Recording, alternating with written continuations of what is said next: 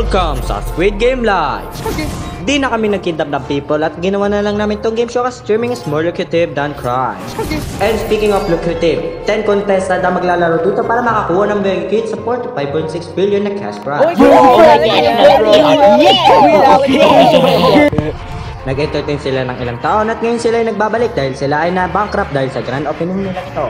Kaya ang bills ay tumataas at ang bags ay kumakatok na. Siguradong paldo kapag nakuha nila ang cash prize. Pati na ang bankruptcy nila ay mawawala na. So, hindi kayo takot na magkamali ako? Tinawid ni Washington ng Delaware. Kinonfront na ni Bosses Ampero. At hinati rin niya karagatan. Ganito nagsisimula ang ating kasaysayan, Freddy.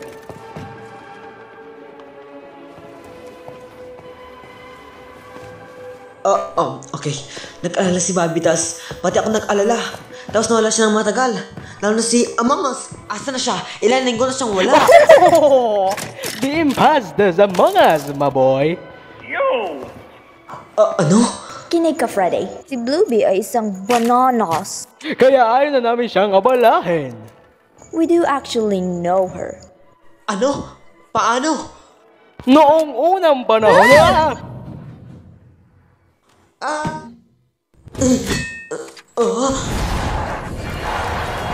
Ito ay isang battle royale at kapag may nakasunod sa atin isa, makukuha natin ang buti. Sabi ni Mama Shook ay nagpapaganda ng pakiramdam! Ako, kanya mom.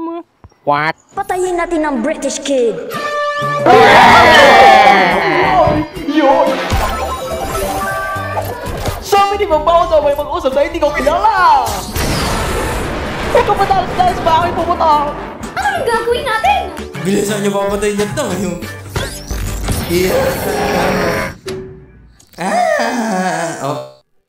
Nandun siya sa taas! Midin niyo to! Turn on Boulder!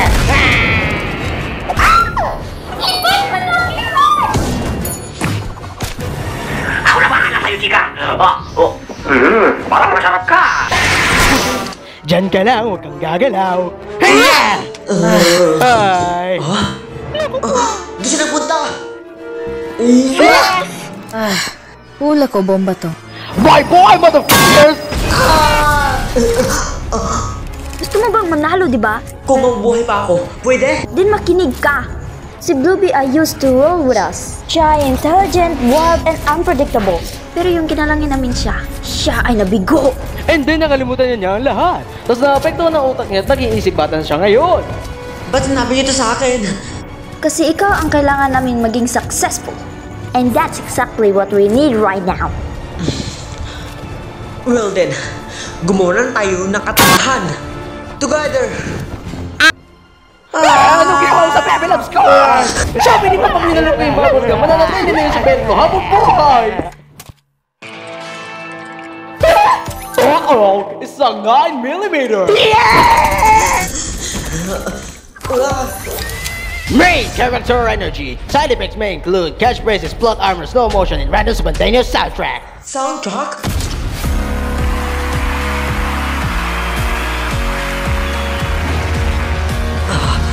Mukhang nasa likod ko siya. Oh, stop! This is the song of a fire!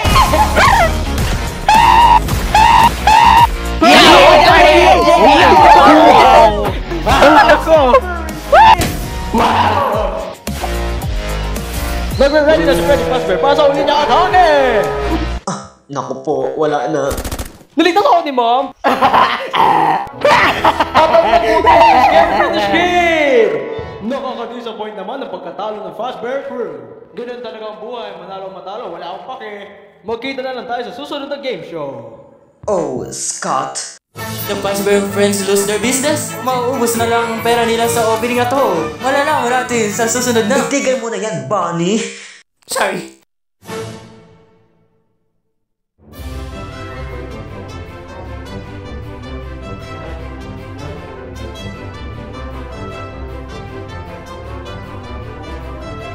Salamat po sa panonood ng video namin.